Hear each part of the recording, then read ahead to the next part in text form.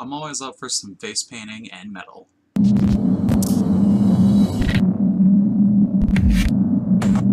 Welcome to the channel. This is Ray Runner Does Music, and I want to say a quick thing before this video starts. Ignore this, and especially this. The humidity here is awful, and my recording schedule only allows for me to really record in the middle of the night, so I don't really have the time to take a shower, so we're gonna have to deal with the hair for a little bit.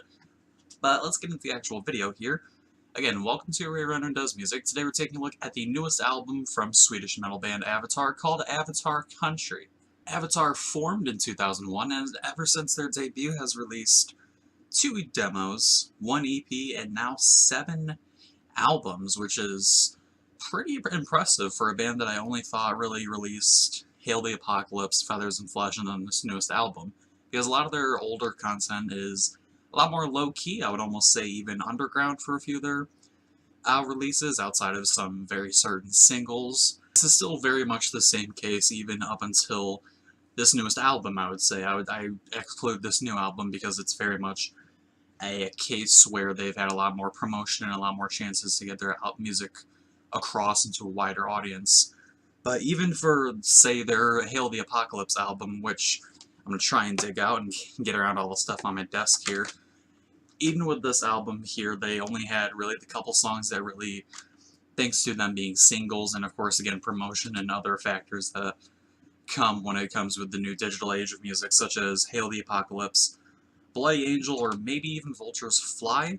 A lot of the songs that were also on the album there just sort of really flew under the radar, and this was again the case with Feathers and Flesh, where you had songs like The Swarm, or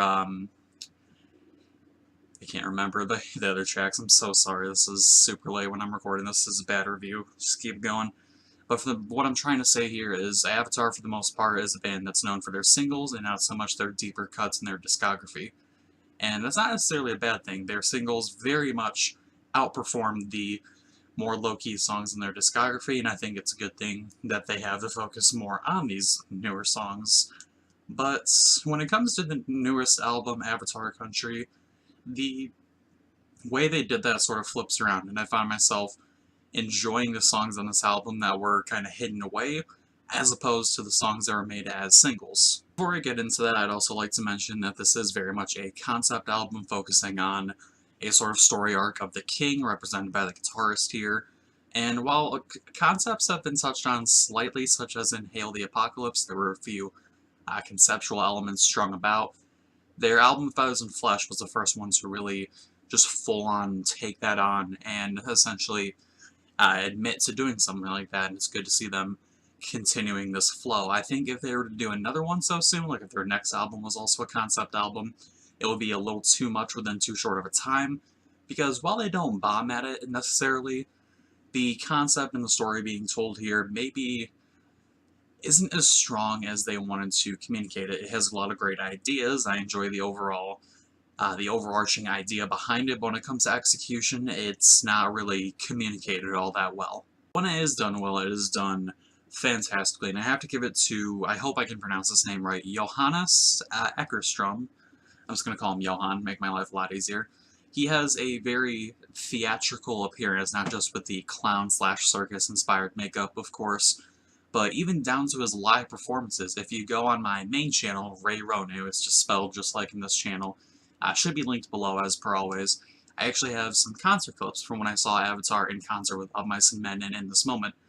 Granted, the clips are not the best thing, but you can really get across and get a feeling for how he performs, and this translates perfectly into the music. Songs like The King Welcomes You to Avatar Country or King's Harvest are songs that just feature this theatrical sound, and it really comes across as something grand. And when it's combined with the other elements, such as the drum work, which I personally believe this drum work is the best that I've seen in 2018 by far, and I mean that now being June 19th, 2018 when I'm recording this.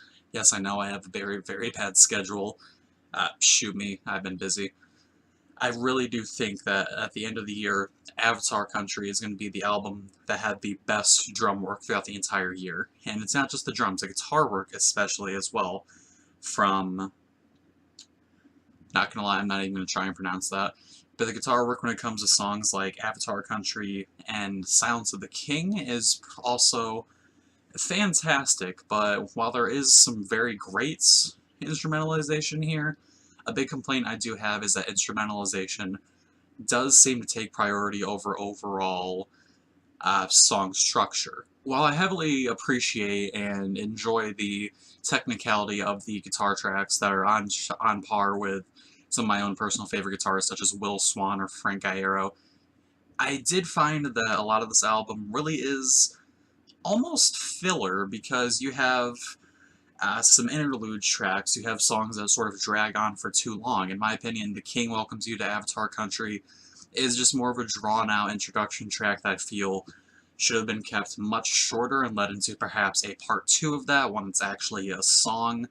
Nothing against Avatar, but there is just a lot of moments on here, really overall, that feel like they've been drawn out for too long. They didn't go on for long enough. I personally think that Statue of the King, if it were given a bit longer runtime, which is saying something as it already runs for a pretty lengthy moment there, if it was given more runtime, I feel like you could have really appreciated the song for what it was. Going back to introduction and interludes, there's a song on this album that's supposed to be a sort of replicated copy, or at least inspired by the Swedish national anthem, and I enjoy that idea very much. It fits in, again, with the overall conceptual idea of Avatar Country, a place for the king here.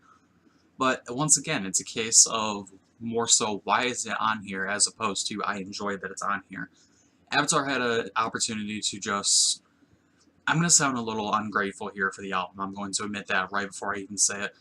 Avatar, I feel like if they were to take the time to make a 15-track album or so, something around that, maybe 13 or 12 is more reasonable, or a thing that could happen.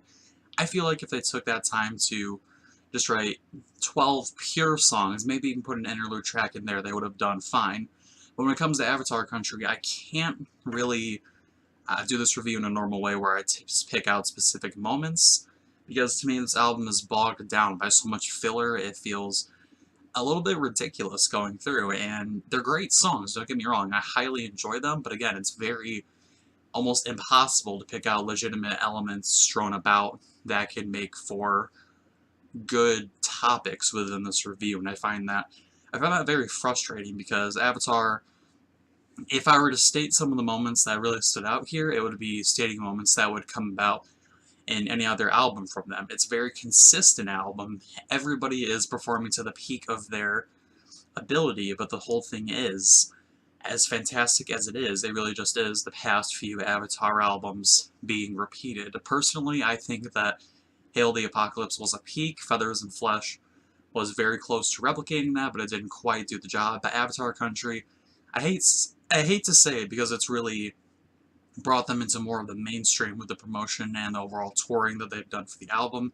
It just doesn't stand up quite as well as Hail the Apocalypse. So let's talk about some weaknesses and strengths before I give it a proper rating.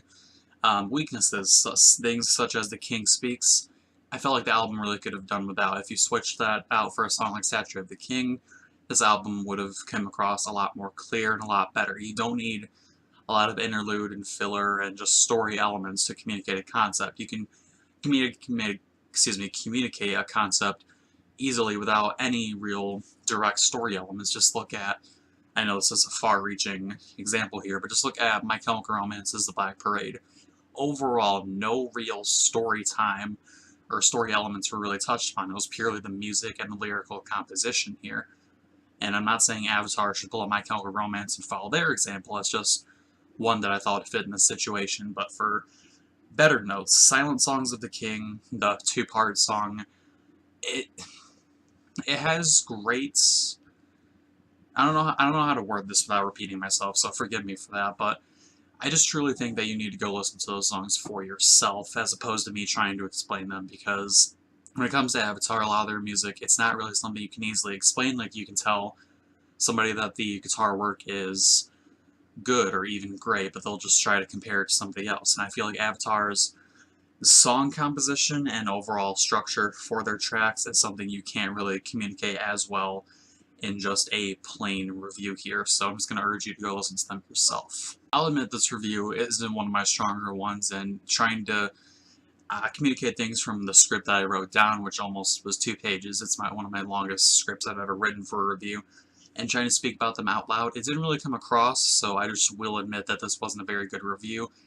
But at the same time, like I mentioned, it's very difficult to try and communicate proper thinking and proper opinions on the tracks when it's just sort of more of the same from the album, from the band that came from before in other albums, and nothing's really done to superbly improve the formula. I'm going to make it a point to review Hail the Apocalypse and perhaps even Feathers in the Flesh to sort of touch on the better moments of Avatar, because again, Avatar Country has potential to become a better album over time, but for now I feel like it's kind of a disappointing one for this year, just for how it fails to improve on the formula. It's very consistent, I give the band that, but there's just nothing to really go to it specifically for. So with that, I'm going to end the review here, and I'm going to be giving Avatar Country by Avatar a 6.7 out of 10. And that's the review. Let me know what you think down in the comment section below. Did you like it? Did you dislike it? Do you just not like the idea of conceptual albums and music? Let me know your opinions on that subject in the comment section below. Don't forget to like, dislike, subscribe, unsubscribe, share, Instagram it, retweet it, and tout it. I'll see you in the next video. Don't forget to unsubscribe.